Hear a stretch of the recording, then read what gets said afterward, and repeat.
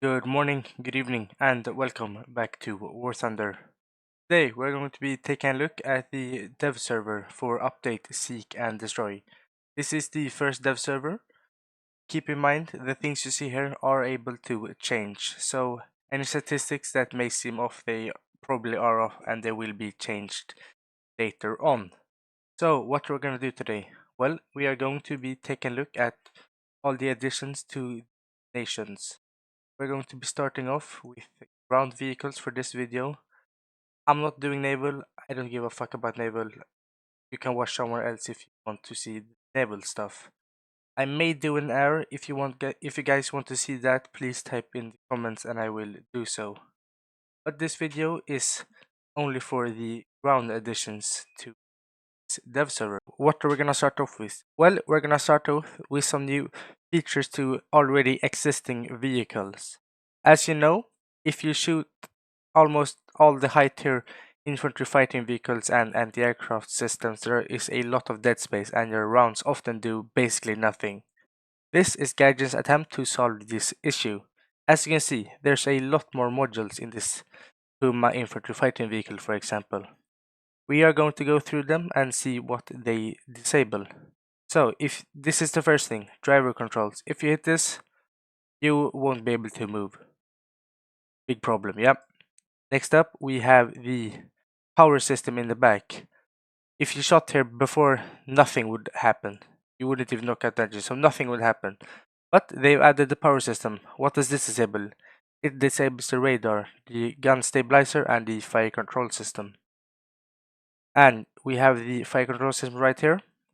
And if this gets destroyed, the night vision goes. So if you hit the power system, gun stabilizer, radar, and night vision will also be disabled. Then they've enlarged modules. For example, the vertical aiming drive. It's much larger now and easier to hit. Then we have the autoloader. If you hit this, you won't be able to reload. This also goes for main battle tanks with autoloaders. If you hit the autoloader, they won't be able to reload until they repair it. And finally, we have the electronic equipment, which, if hit, disables the laser warning receiver and auto tracker if you want to hit aircraft. We can also go over to check out Russia's infamous 2S-38. I know a lot of guys struggle with this since when you hit it, nothing happens, since there's a lot of dead space. But again, autoloader, massive now. If you hit it, they won't be able to reload. Reverse controls, if this gets hit, you won't be able to move. This fire control system removes the stabilizer, and power system here removes stabilizer, fire control system, and the radar. And we have the electronic equipment right here, which disables a lot of stuff. So yeah, a lot more stuff to hit now, which is good. They were very annoying to fight. This has also happened to some anti-aircraft systems, which had a lot of dead space. As you can see here on this Japanese Type 81, we see that a lot more of the area is modeled. For example, the horizontal aiming drive and vertical aiming drive is much larger now. Fire control system, it's also very easy to hit now. As you can see here, a lot of stuff has been filled and it will be a lot easier to disable. And we also have the power system right here, which if hit disables fire control system, gun stabilizer, and radar. So yeah, this is Gaijin's attempt to solve the issue of a lot of dead space in some vehicles. So let's start off with the vehicles. We're gonna start off with the United States of America. First vehicle we have is the American light tank, the XM800T, which sits at rank 5, battle rating 7.7. It will cost 105,000 research points to get. The armaments are one 7.62mm machine gun and a automatic 20mm cannon, which will be stabilized. It has a crew of 3, a gunner, driver, and a commander, which means this is a belt-fed machine gun. excuse me, a autocannon. Looking at the armor, it's basically 25 millimeters all around. Its speed is 93 kilometers per hour forward and 21 kilometers backwards. Looking in the tech tree, we see that it sits between the M551 and the T92 here in rank 5, and it will have a pretty decent lineup. Next up, we have the German addition to this dev server, that is the Canadian Leopard 2A4M. Looking at the armament, we have a standard L44 120mm cannon that you should be used to if you play Germany high tier. It's also armed with two 7.62 machine guns. Taking a look at the inside, we have a driver, gunner, commander, and a loader, as you normally have in Western MBTs. Taking a look at the mobility, we have a max speed of 76 km per hour and a reverse of 34. We don't know the armor specifications yet, since this is this is not accurate, but it's stated on the website that it should be on par with the Leopard 2A7 standard, so it will be a tough nut to crack. It's a premium vehicle, so take a look at the tech tree. If you pre-order this thing, you will get access to the whole German tech tree, as it's a rank 7. It can research one rank above it and everything below it, so you will be able to go through the whole German tech tree with this one vehicle. What stats do we get for it though? Since it's a premium, you will get all modifications since the start. It does get a laser rangefinder and thermal vision. Looking at the shells, we have DM12A1, a decent starting hit round. Then you also get access to DM33 and the KEW round. This is your main saber round, so bring this round and maybe some DM12A. That is the only addition for the Canadian. No, excuse me, the German tech tree. It's a Canadian vehicle. Yes, that is the addition. Next up, for the British, since the Soviets doesn't get any vehicle for the first dev server at least, we have the Desert Warrior, rank 7, battle rating 10.0. Looking at this, it's a upgraded warrior. Taking a look at its armament, we have a automatic 25mm and 242 cannon, one 7.62mm machine gun, and two tow launchers. Taking a look at the crew, we have a driver, a gunner, and a commander. It also has the new modules for some of the IFVs. Taking a look at the mobility, we have a 83 km per hour max speed and a 83 km per hour reverse speed, so it's very mobile. At the armor, it's decent. I'm not sure if this is the final layout, but it may as well be, since it's not very well armored, so you will need to be able to hide, as you do with most infantry fighting vehicles. Take a look at its ammunition. You start off with the default 25mm APDS rounds, which will penetrate a total of 81 millimeters. Then you move on to the M791, which also will be able to penetrate 81 millimeters of armor, but it has a higher concentration of APDS. And your final belt will be the M919, which is a APFSDS round, which will go up to 101 millimeters of armor penetration. Moving on to your missiles, you will start off with the regular TOW 280GM. Then you will get access to the TOW 2A, which is a modification of the TOW 2, which has a tandem charge, so you will be able to go through some ERA. And the last missile you will be able to get access to is the top attack TOW 2B, which will go through the top of any vehicle.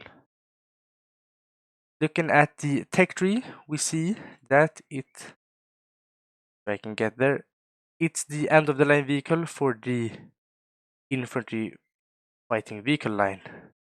It sits at rank 7, and it's at battle rank 10.0.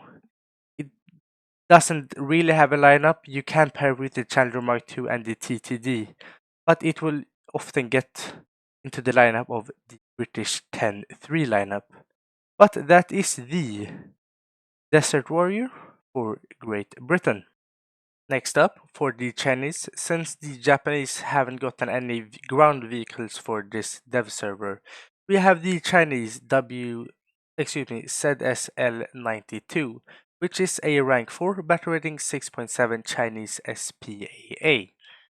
Its armament will be a 25mm automatic cannon. Looking at the crew, we have a driver, a commander, and a gunner. As you can see here, some of the internal modules have been added, but not all of them. But they will probably come. Take a look at the mobility of this vehicle. It's a really quick vehicle, which will be able to reach a total speed of 72 kilometers per hour going forward, but a horrible reverse speed typical of Soviet tanks, with a reverse speed of only 6.1 kilometers per hour. Take a look at the armor. It's very badly armored. You don't want to get hit. Basically everything can kill you in this thing. Taking a look at the ammunition you get the Type 87 high explosive ones used for anti-aircraft, and the Type 87 armor piercing, which will be able to go through 63 millimeters of armor. Taking a look at where this thing sits in the tech tree, we see that it fits in right between the Funcom T34 at 5.7 and the WZ305 at 8.7, so it fills a good gap. It does also have a lineup at 6.7 with the Type 62, some IS-2s, and the PLC 83 and SU 100. I think this is a great addition to the Chinese tech tree, since it's a spot that will need to be filled. Gaijin, I'm just asking you to, since you filled this in, please, Gaijin, just fill this in. Give America some meter AA, please, I beg you. Next up, for Italy, we have the Leopard 2A7HU, sitting at rank 8, battle rating 11.7. Taking a look at the armament, we have the L55 120mm cannon. We also have a top-mounted heavy MG, a 12.7, and a coaxially mounted 7.62. Take a look at the inside, we have a driver, a commander, a gunner, and a loader, as is normal of almost every Western MBT. Taking a look at the armor, we see that this is not finalized. It will probably be similar to the standard Leopard 2A7. Taking a look at the mobility, we see that it is a top speed of 68 kilometers per hour and a reverse speed of 31, making this decently mobile. This is basically a Leopard 2A7 with a additional heavy MG on top. Taking a look at the modifications and the ammunition you will fire, you will start off with DM33, which can go through almost 500 millimeters of armor. Then you will be able to get the time-fused DM11 for helicopters and planes, and the final dart you will be able to get is the DM53, which will be able to go up to 652 millimeters of armor. You do also get fantastic thermals, Gen 3 thermals as well. Taking a look at where this sits in the tech tree, it's the final vehicle for the Hungarian line in the Italian tech tree, and it sits at 11.7. This is a fantastic addition to a actually struggling top tier lineup, and I think this vehicle will really help the Italians at top tier, since the Ariettes aren't very good. They are actually pretty bad. But this Leopard 2A7 will really strengthen this top tier lineup. So that is the Hungarian. In the Italian tech tree, the Leopard 2A7. Moving on, we have the French Vextra 105. It sits at rank 6 of the tech tree at battle rating 8.7. Looking at the armament, we have a 105mm G1 cannon with a coaxially mounted 7.62. Take a look at the crew. We have a driver, a loader, a commander, and a gunner. And we also have some of the new internal modules, since this vehicle is pretty large, but there's not very much armor, so it would often be a pain to kill this thing. It has actually a stabilizer for fronts at 8.7, which is very rare. Taking a look at the mobility, we have a fantastic top speed of 133 kilometers per hour and a pretty good reverse speed of 48. So this thing will be really quick. Plus, it has a stabilizer, which is something new for France at 8.7. Taking a look at the armor, it's very weak. Most of the things you fight will be able to penetrate you. May not one-shot you, but they probably will. Taking a look at the ammunition you will be able to fire, you first get access to the OCC 105F3 and the OE 105F3. The OCC 105F3 will be able to go through 350 millimeters of armor. Then the fin the round you will be able to get is the OFL 105F3, which will be able to go through 325 millimeter armor, which is very good for 8.7. You will also be able to add a camouflage net on this in the form of Barracuda camouflage. What are my thoughts on this vehicle? It sits at battle rating 8.7, which is pretty good for France. They have the AMX 10RC, which is pretty good, and the AMX 30 DCA. So it's a great addition to a pretty good lineup as well. And yeah, it's good to have a stabilizer at 8.7 France. Next up, we have the Swedish USH 204 GK, which is at the battle rating of 4.7, rank 4, cost 54,000 research. Looking at the armament, we have a 20mm Oerlikon cannon. The speed for this thing is 87 kilometers per hour going forward and a atrocious 11 kilometers going in reverse. Looking at the crew, we have a driver and a commander. The commander serves as the gunner in this case too. You can look at the armor. It's non-existent. You can be killed by everything, so don't get hit. And taking a look at the shells we can fire, we have the high explosive, which can go through 57mm armor. And we have the AP, which also can go through 57mm of armor. This is one more AP round, and this has one more high explosive rounds. So yeah, then let's look at where this sits in the tech tree. It's at 4.7, so these two will switch places later on. It will basically fill the gap between the L62 and the LVKV42, which is a fantastic SPIA.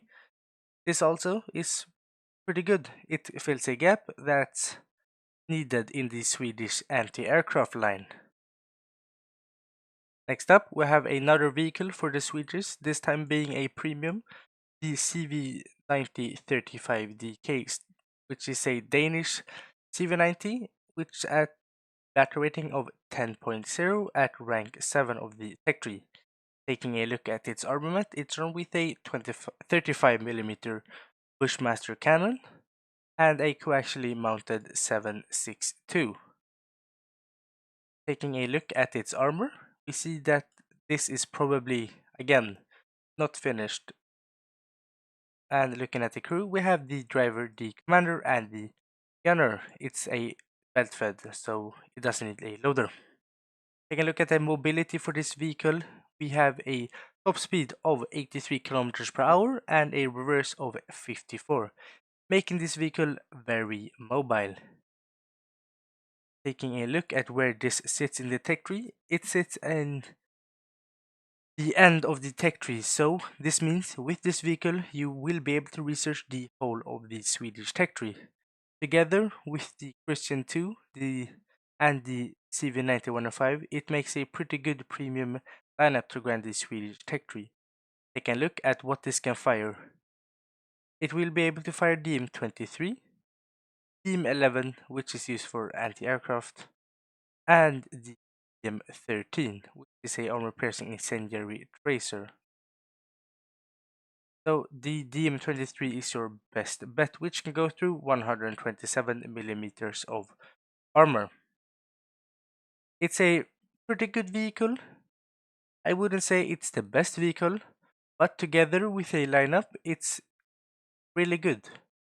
It's a good addition to a pretty good Swedish lineup at 10.0, and it's a good premium since it can research the whole of the Swedish tech tree. And lastly, for Israel, we have the Namer 30 or the Namer 30. I'm not Israeli, so I don't know how to pronounce it, but the Namer 30 will go with. It's at rank 7 of the Israeli tech tree at battle rating 10.3. It's armed with a 30mm Bushmaster cannon and spike ATGMs plus a coaxially mounted 7.62. Looking at its crew, it's all in the hull. We have a gunner, a commander, and a driver, with the new modules also in place. Taking a look at the armor, I'm not sure if this is finished. It may be finished. I'm not familiar with this vehicle, so I don't know. But take this as a finished vehicle. Taking a look at its modifications, we see that you will start off with the default APDS rounds.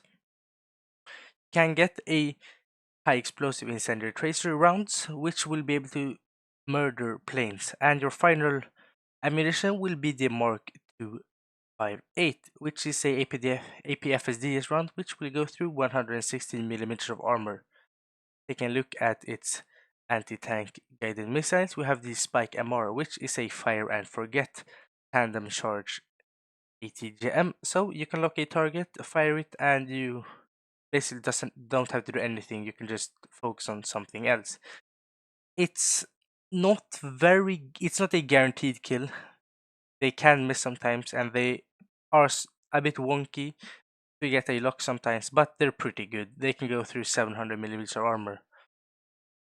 Taking a look at where this sits in the tech tree, we see that it is the end of the line for the the tank destroyer line, you could say. It's at 10.3, Israel doesn't really have a 10.3 lineup, so this will often be brought up to 11.0. But nonetheless, looks like a pretty fun vehicle. Taking a look at the mobility, I forgot. We have the max speed of 60 kilometers per hour and the reverse of 25, meaning this is pretty mobile. So yeah, this is the Namer. Just a quick note before I end the video. If you notice anything I missed, please type that in the comments. I think I got everything, I'm not totally sure though. If you want to see me do the same thing about aviation, which this update is kinda focused around, please let me know in the comments and I will go over the new aircraft also. I won't be doing naval. Naval can go, and yeah, I'm not doing naval. That's just end of story. But if you want to see air, please type that in the comments. Thank you for watching all the way. If you came this far, please like and subscribe. As always, stay tuned as there will be more content to come about War Thunder. Until next time, take care.